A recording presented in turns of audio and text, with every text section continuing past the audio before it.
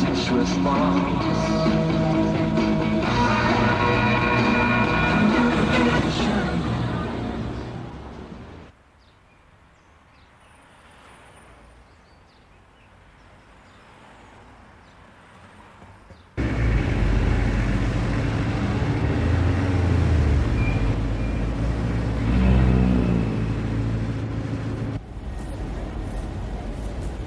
I think when you see men staring at you on the street, if you're stopped at lights, you can almost see them looking over the car first as if, oh, nice car.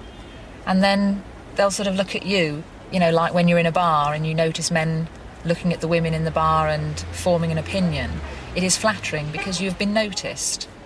And then the lights change, the moment's lost, and you move on.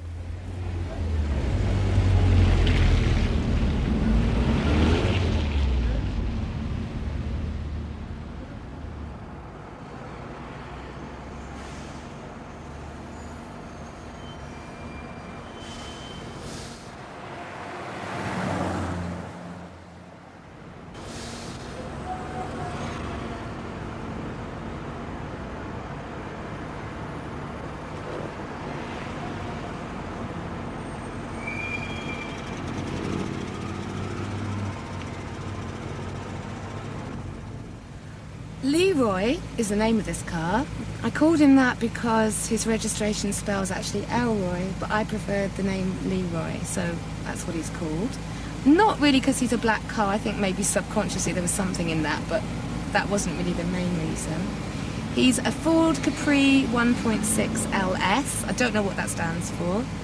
His image, I suppose, is, well, they've always been a bit anarchistic, Ford Capris. People either love them or hate them. He's a bit rebellious. He looks like he's been in the wars a bit. He's got a lot of character, I think.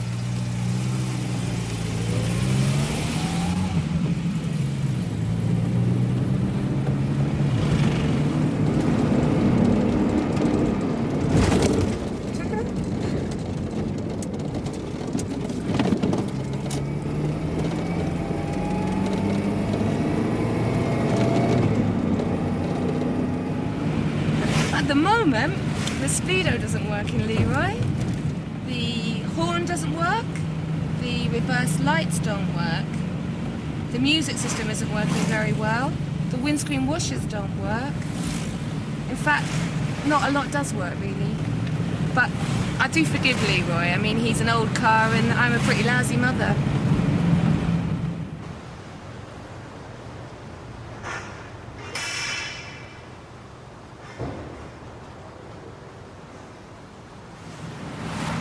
When I first took Leroy to meet the folks, my mother's not into cars at all. She was just really relieved that I'd finally got out of motorbikes. But my father was totally disgusted. He basically said, what a ridiculous car, why can't you get a sensible car like a Metro, and black of all colours, which was pretty ironic because he's actually the most racist person I know, and it would have been even worse if he'd known that at the time I had a black boyfriend.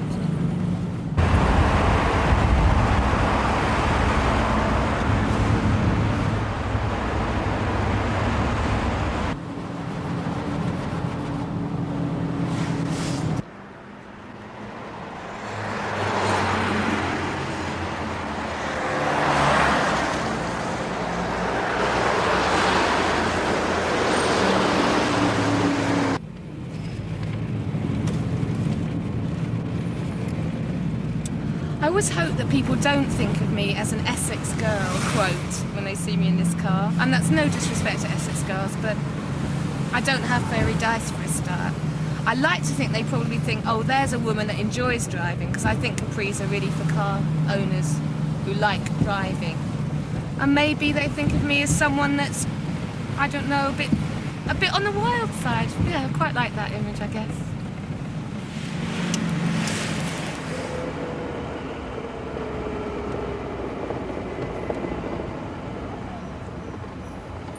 I don't drive in shoes. I usually drive barefoot or occasionally with socks on. I feel much more in control barefoot and always have done. It feels like I'm really connecting with Leroy. And also, Most of my shoes have really big platforms, so I'm much better off barefoot anyway.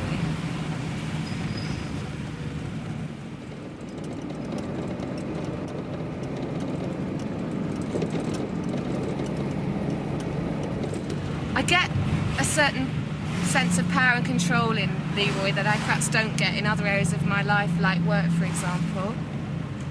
And a lot of excitement too. I'm someone that actually does thrive in a lot of danger and excitement. I like living on the edge. Having a fast car that gives you that sense of power and excitement was quite important to me. And I'm always late for everything, so I definitely needed something that was going to get me from A to B as fast as possible. Life's too short and I'm always in a rush. Beep, beep.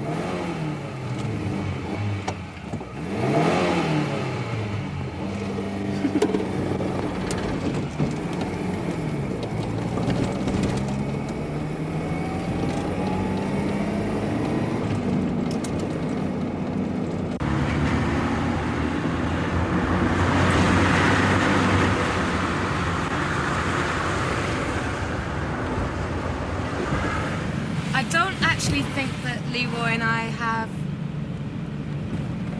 probably cut out for a long-term relationship. I think probably he's destined to be a very happy memory, like one's first boyfriend. You never forget them. Their memory remains with you forever, and you mourn for them when they're gone.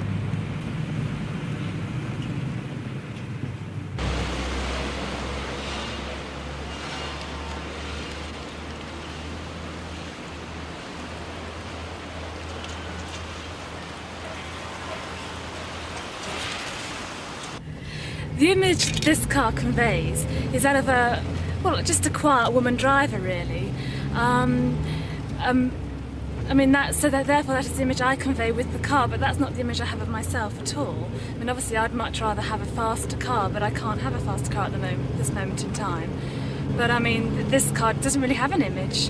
It doesn't really have a personality, which is why I've never got about to naming it or anything. In fact, I wouldn't really name my car anyhow, because I think it's slightly naff really to name your car.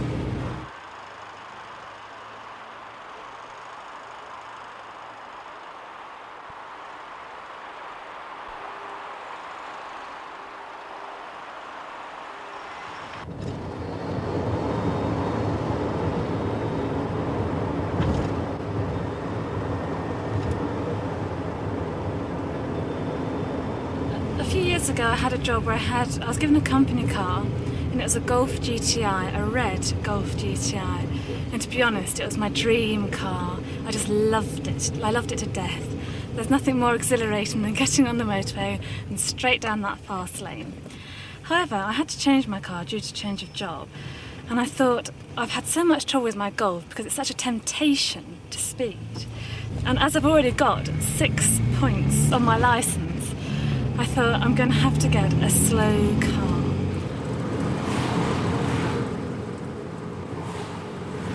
So when I went to the garage to buy my new car, I went with 2 criteria. 1, I wanted a very slow car, and 2, I wanted a car that no one else would be tempted to steal. So I went to the garage and I explained this to the salesman, and he said to me, "Step this way, madam, have you ever considered a Fiesta?"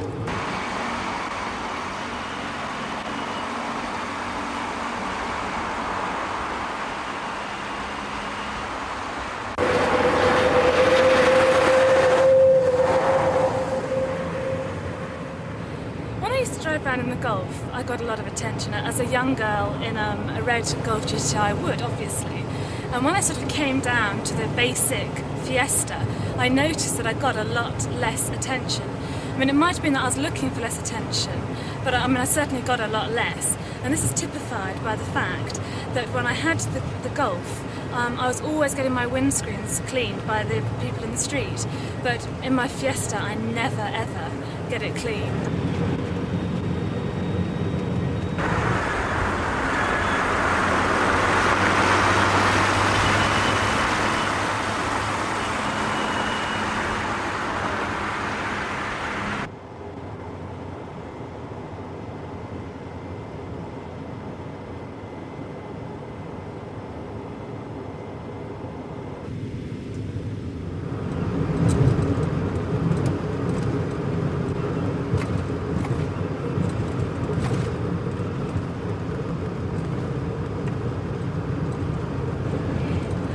really is quite boring, especially in a boring car. So if I pulled out to traffic light and saw someone looking quite nice looking next to me, I guess I would flirt slightly, because it just spices up the mundane business of driving. Plus, I know that even if I make a complete fool of myself and he thinks, who is that girl, I'm never going to see him again. So it's hardly going to matter what he thinks. And just for my own mild self-interest, I guess I'd do it.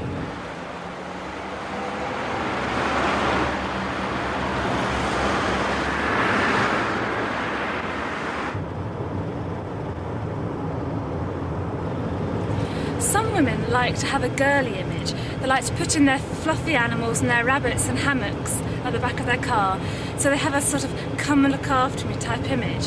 Whereas I want to project a feminine image, but not a girly image. I want to seem an independent sort of woman that's out in her car, who knows what she's going to do, she's not scared of anyone, and she's not going to put up any sort of fluffy type creature or animal in her car, so that men think, ah, how sweet. Because one thing that I'm not, I hope, is sweet.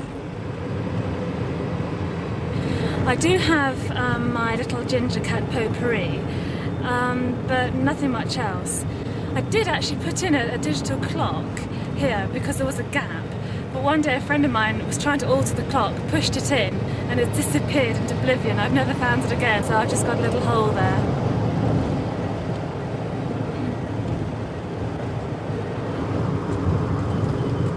If I had loads and loads of money and I could buy any car I wanted, I wouldn't go for your classic hideous Porsche or anything like that. I'd go for a much more subtle type of car, a Volkswagen Corrado, or perhaps one of the Mazda range, an MR2 or an MX-5, something like that. They are gaining more popularity though, so I might be put off.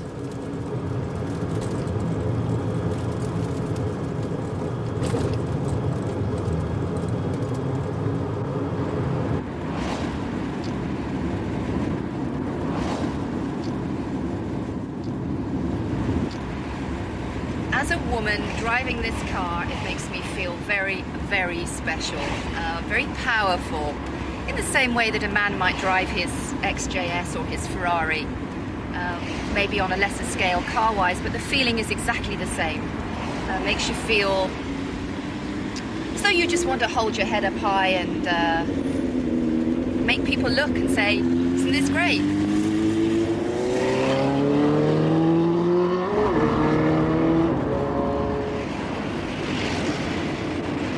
You need to be dressed up to wear this sort of car. You wouldn't really go out in a tracksuit and a pair of wellies or anything. It's a car that needs to be shown off to its best advantage, which is why I think it's very much a woman's car. If I'm driving this and I'm going out for the evening, then I like to dress up, because at some stage I might be going somewhere really nice where I want to give the doorman the car and say, please take care of the car for me. And also, if people are going to look at you when you're driving, well, you really ought to live up to the part.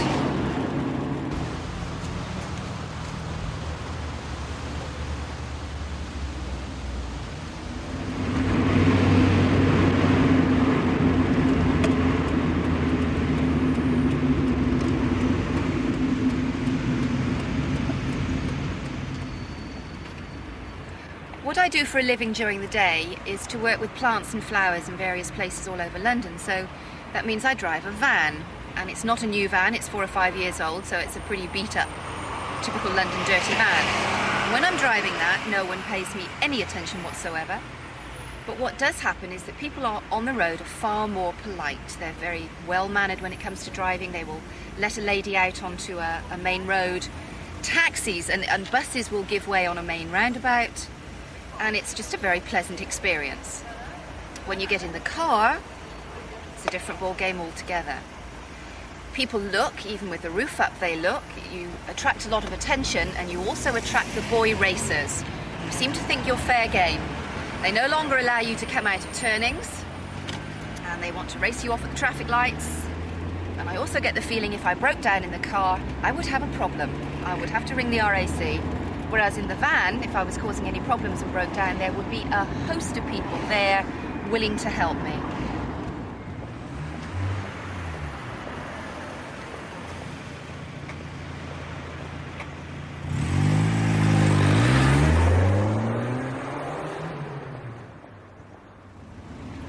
didn't originally buy the car for its pulling power because I wasn't aware of its pulling power. I bought it as a sports car. And it was only when I began to drive it around town with the roof off and driving along roads with bars and pubs and things in that I began to realise quite how potent it was for pulling members of the opposite sex. Women usually talk about what sort of car the guy drives that you've just met. And I think now the reverse is beginning to happen, that the men are talking about, well, I met so-and-so last night and, you know, she drives an MX-5.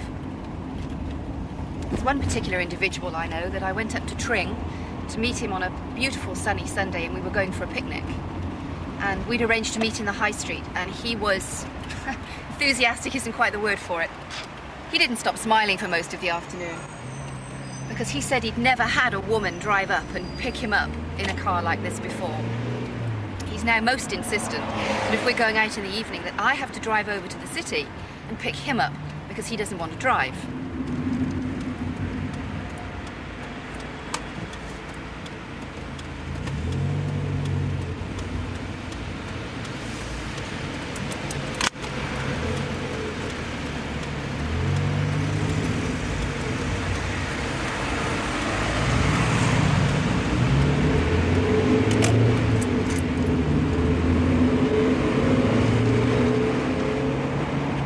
Men are specifically interested in the car.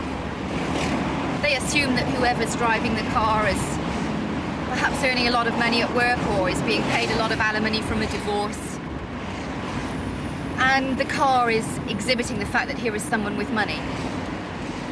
And they just hang on to that straight away. And I often wonder, well, would they talk to me if I was driving a metro? And the answer is definitely no, they wouldn't.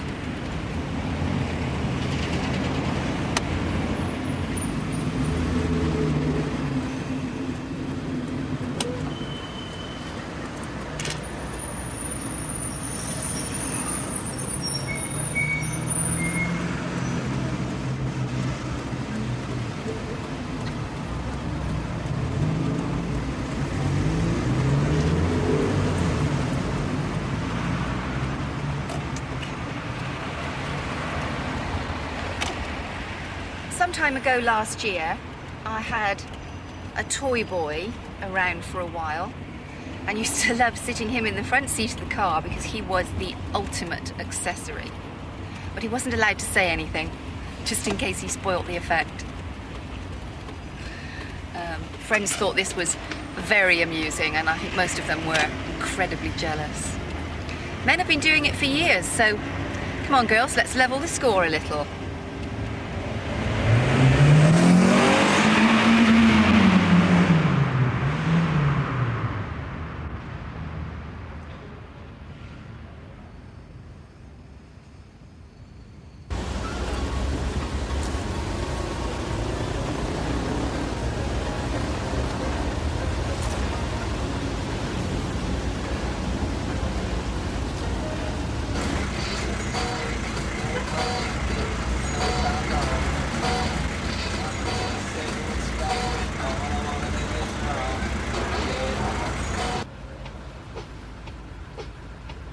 I suppose the image that I like to project to other people is that one of a businessy image. And by going out, getting dressed up, going out in the car, it makes you feel that perhaps you're a little bit more important than just being a mum at home.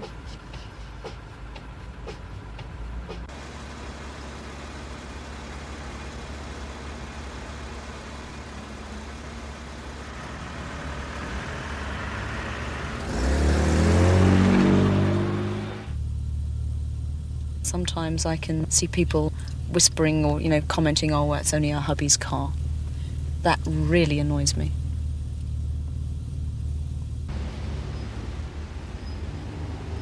I do feel that women drivers are not as generous as men drivers. They tend not to let you out into the traffic or don't really think ahead as much as perhaps a man driver does. It's just my experience.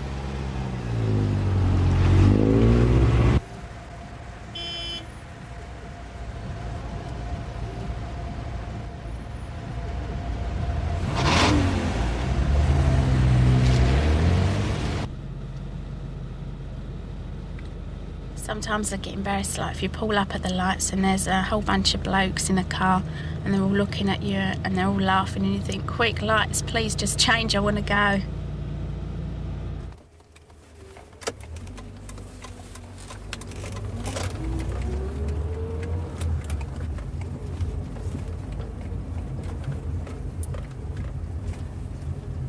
I bought this car because it was the ultimate dream.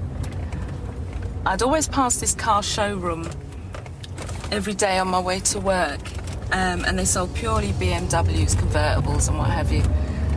And I'd never really stopped in there because I used to see all these guys standing up outside there, and I'd felt a bit intimidated by what they might try and sell me and what jargon they'd use. So one day I was going past with a friend of mine who coerced me into going in. And then when I went in there, I saw this beautiful baby. And I thought, well, the price is right, the colour is right. And I thought, well, what else is there? 3 days later, he said to me I could come back and drive off with the car. I thought the colour was good because, I mean, I've never really liked a red car, and I don't really like any other colour in a BMW, just doesn't look right. So when I saw this one, black to me meant power, it meant class, and it was in a league of its own.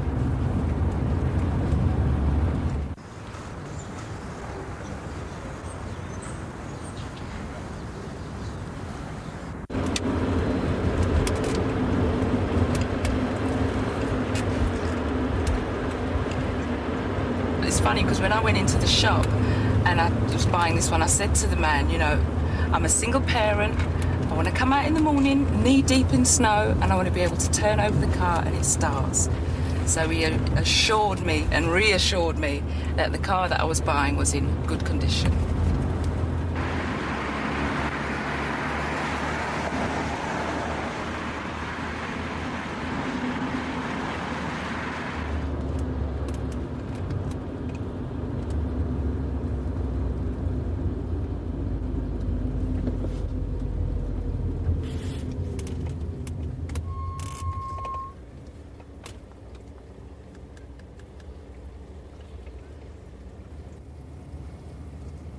I've got two nice cuddlies in the back of the car and the occasional toy that Dana brings in, but my cuddlies are mine. And when my friend was with me, we went to pick up the BMW when I was trading in the Fiesta. I was about to remove my two little toys and put them in here, and she almost shrieked in horror the fact that I was going to put two cuddly toys in a BMW. But to me, they symbolise it's a feminine touch, you know? This is a woman's car and this is my car. And they go where I go.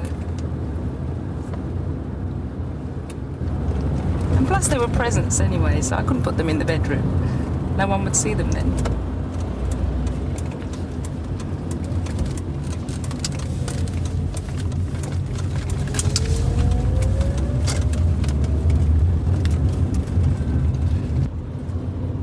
This is my air freshener, believe it or not. Some people think it's an alarm, and it's got 3 smells on it. It's got the apple, citrus, and peppermint, and it looks quite good. It's an improvement on the Magic Tree.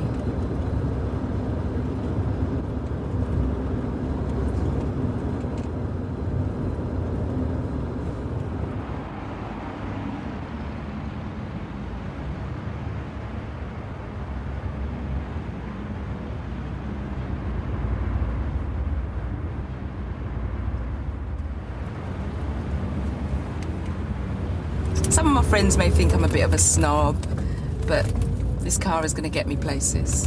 And it's going to get me in the places that I need to get into. So I'm happy.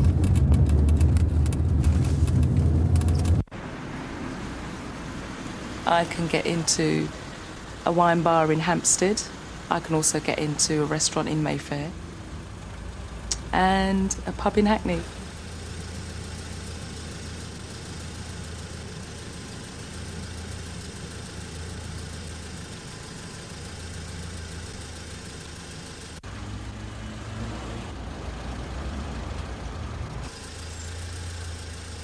The best thing about being in this car is being able to flirt, and flirt good, because you've got the car to back you up.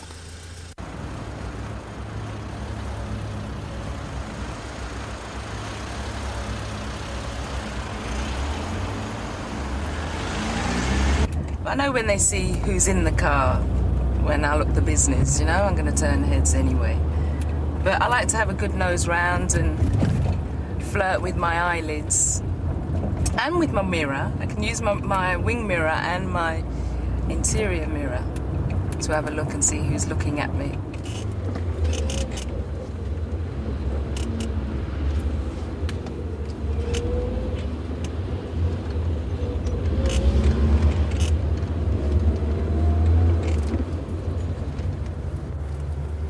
Now that I've got this car, I think the only thing that's missing is having a man by my side.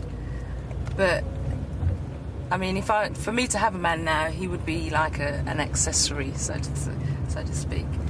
But, I mean, it was really difficult before because when I used to have, it was either a Nova or the Fiesta, and I was going out with this guy, I more or less had to ask permission to drive my own car. Well, that's not going to happen again, you know, I'm in control here. And for me to have a bloke by my side, he's going to be in the passenger seat and I'm going to be driving, so that control is set at the outset.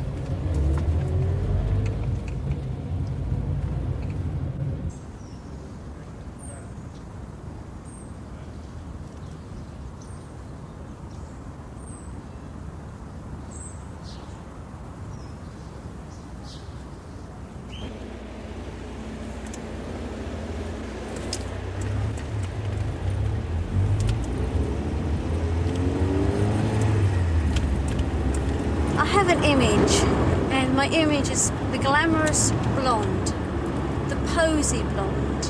So the car is a posy car.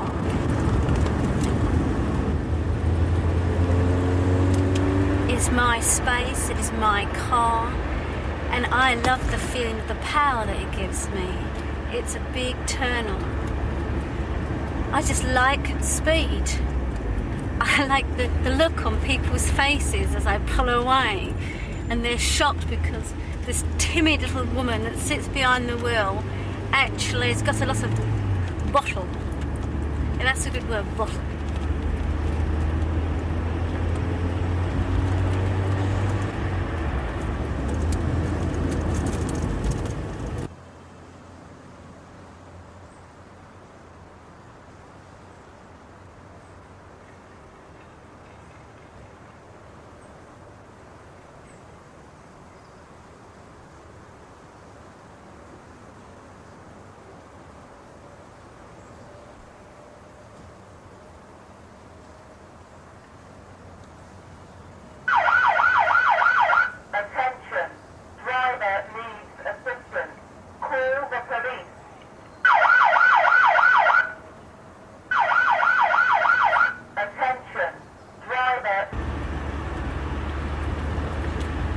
I used to be a model, and so I got a lot of attention when I was a model, but I've been retired a few years now. The thing is, when I'm driving my car, I get the same attention, but you see, I'm no spring chicken, but they don't know that. All they can see is this glamorous woman behind the wheel. And also, it's fun because I can get away and put my foot down without being approached. You can look, but you can't touch. Same thing you get when you're behind a camera. They can see you, okay, on picture and on film, but they can't touch. So again, you're a fantasy. You're probably somebody else's fantasy, and it's fun. It's a good laugh. It's a turn on. It's just a turn on.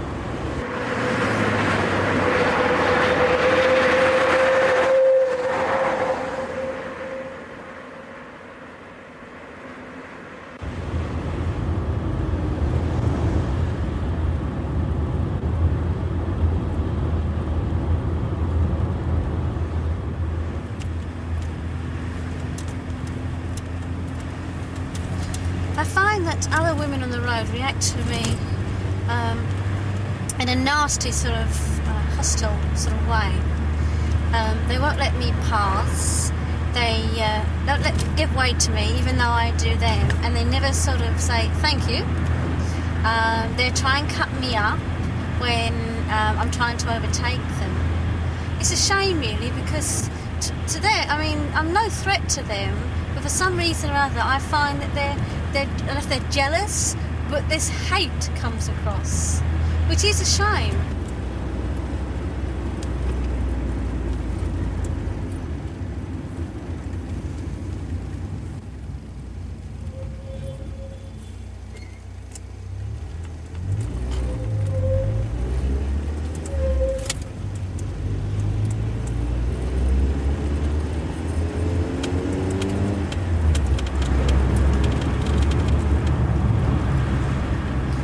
I work out in a gym.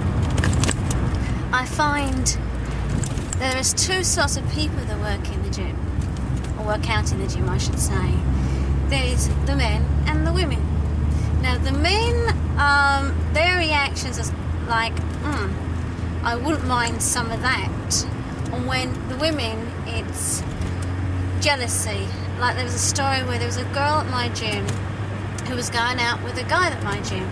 Now, she'd never met me, but she'd been asking questions about me, and she'd asked a friend of mine if I was a threat to her, and because of the way I looked. I wouldn't dream of taking their boyfriends away, but again, it's this image that comes across.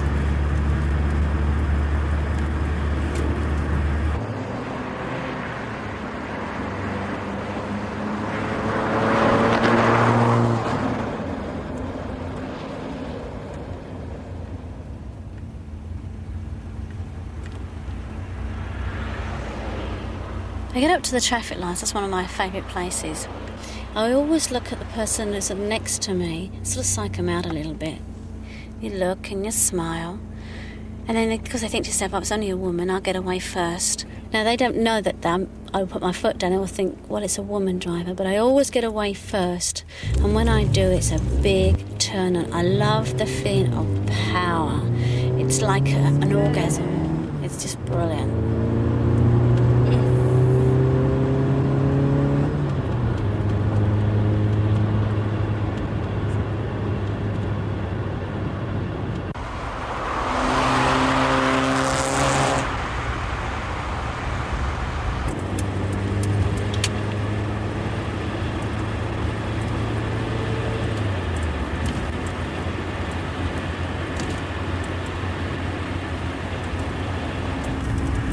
There's days where I've had bad days and train hasn't gone well. Oh, there's been trouble at home, so I just put my foot down and go for it. I'd like to actually end my life in my car. It sounds morbid, but that's the way I'd like to go. A comedian likes to go laughing.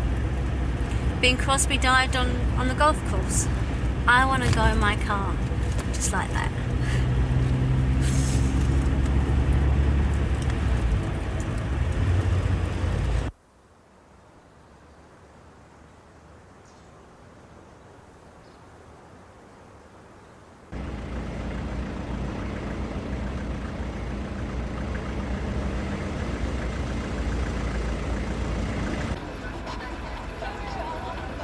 The way I see it is if you've got it, flaunt it. But unfortunately, I haven't got it. Men stare at me and think, what's she doing in that? It's almost as if you shouldn't be there.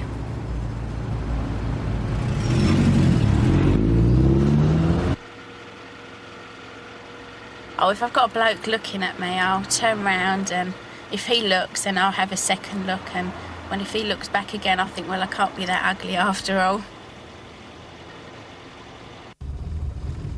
I think that the best part of me are my legs.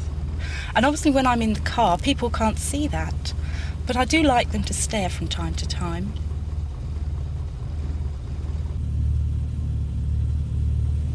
When I first bought the car, I couldn't wait to catch a glimpse of myself in the reflection of a shop window. It's a really embarrassing thing to admit, but I really, really enjoyed seeing myself in the car.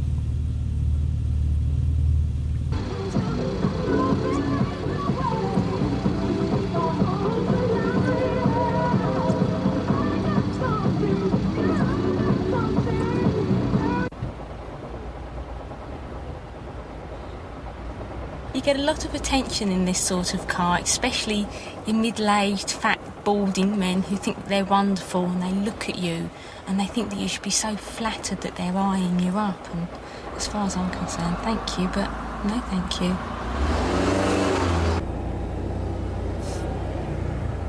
It is a posy car, I suppose. People do tend to notice you in it. But when they see that I'm not a dolly bird, then they don't bother to look anymore.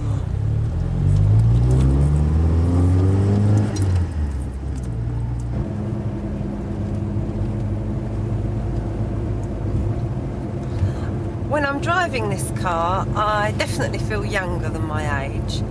You get far more attention from the public, pedestrians as well as drivers.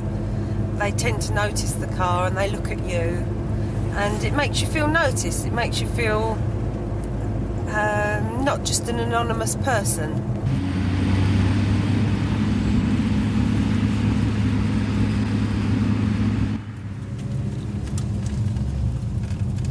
I've actually got two cars at the moment. A Space Cruiser, which is one of these sort of 7 to 9 seater things, and of course this car. And driving the two cars is two totally different experiences. I feel if I get into this car to go driving, I feel 10 years younger, a bit of a dolly bird. If I get into the Space Cruiser, I feel 10 years older straight away, and I feel very mumsy. This is the usual thing where women just come out. She hasn't even looked at us this way, but just pull out and hope for the best. I feel very mumsy, and I feel that other people think that you're sort of going to open the door and there's going to be 16 kids going to spill out of it. I feel 10 years older when I'm driving the Space Cruiser. Doesn't go with my image, I think.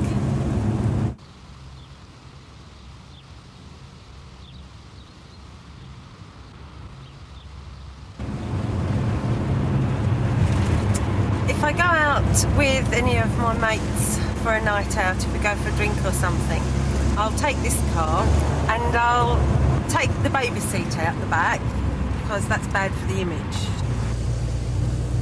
It works the other way as well. I think if you see, sometimes you can see a fella driving along and you think, oh, he's nice, and you start thinking about what's he do, all different questions come into mind about what sort of person he is, and then start drifting off into a dream about him, and then clock the baby seat in the back, and it's like zilch, squats the dream.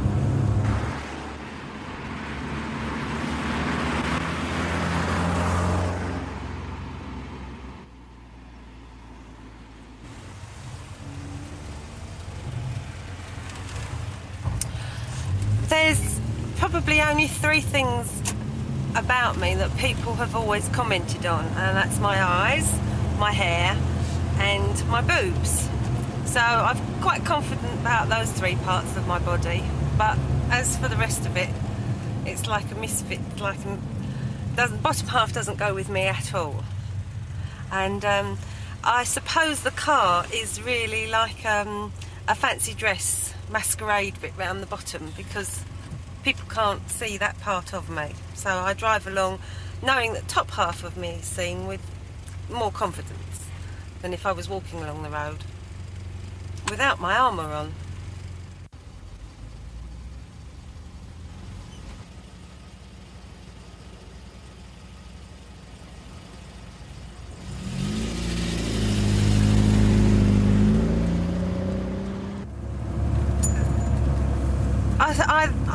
I think of this car as like a little time capsule, because if I've had an argument or anything like that, or I'm a bit het up from things that have happened during the day, I can just jump in and be by myself and just alone, and it's my own little private place away from everything and everybody. It's like a little hideaway place, really.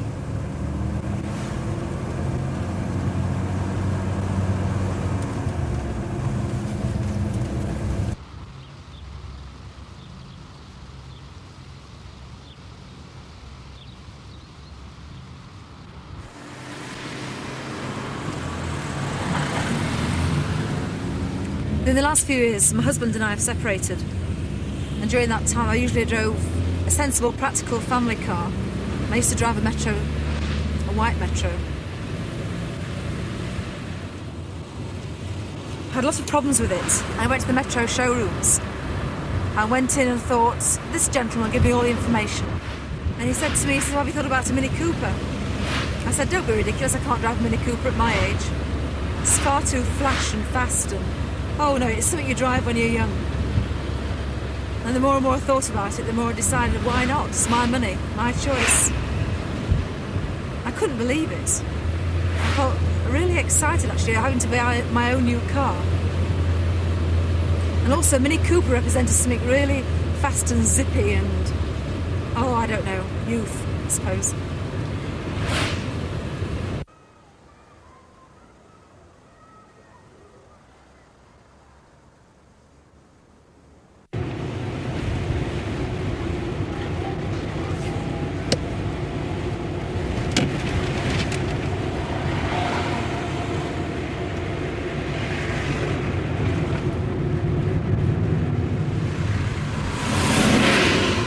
Most of my life, and it's nobody's fault at all, it's just the way I was brought up, the type of school I went to I suppose quite a strict convent school, 15 years, and the type of life I've led, sort of being married and since the age of 23 and having 2 children. I suppose I've led a typical conformist sort of life and driven that type of car, but suddenly by the Mini Cooper, I wasn't a convent girl anymore, I'm an ex-convent girl. I am part of a family, but a completely different sort of family. I don't actually have to conform anymore. I don't have to buy that sort of car.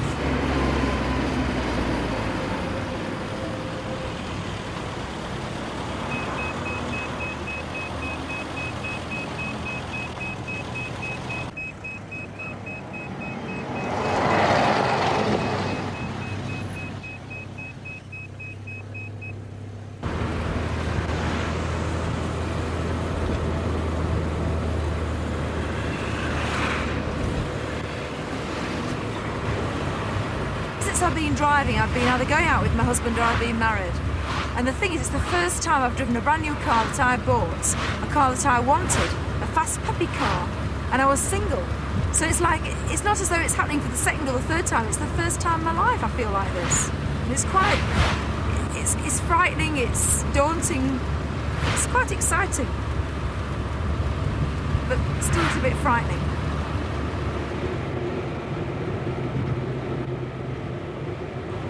Well, I don't ever remember being looked at all in the white Metro.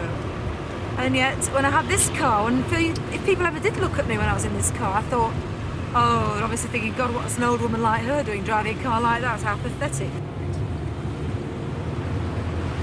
But if they did look at me, it felt quite strange. I mean, to have pulling power at my age is quite strange.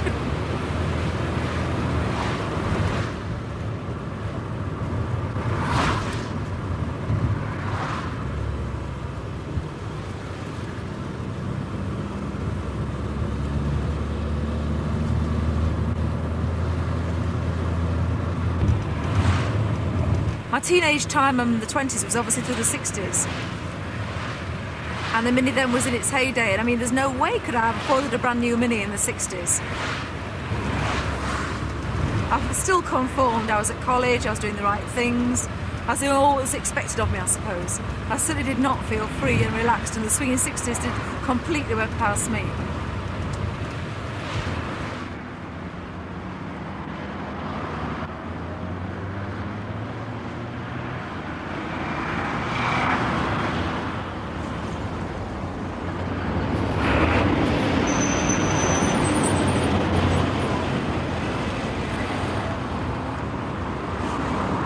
Now with my car, really, it's a place I can, well, 2 things really.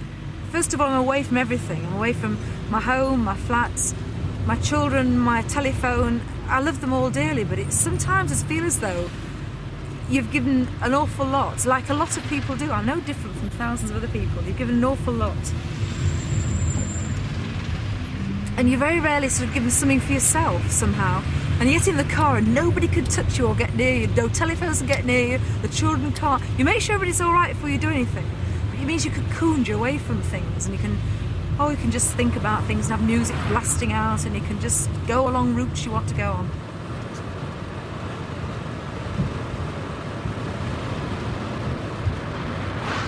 Sometimes I must admit, it's very tempting to just keep on going.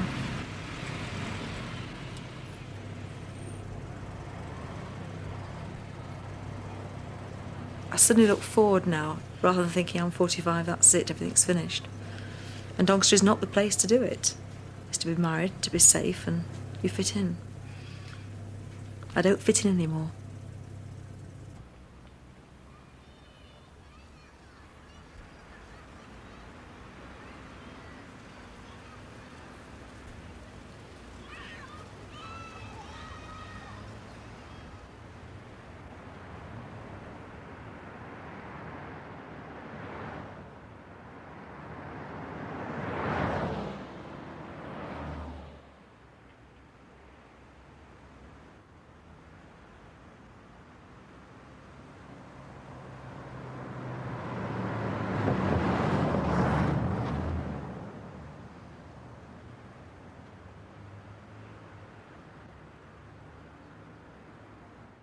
More tales of modern motoring earlier next week at 10 to midnight.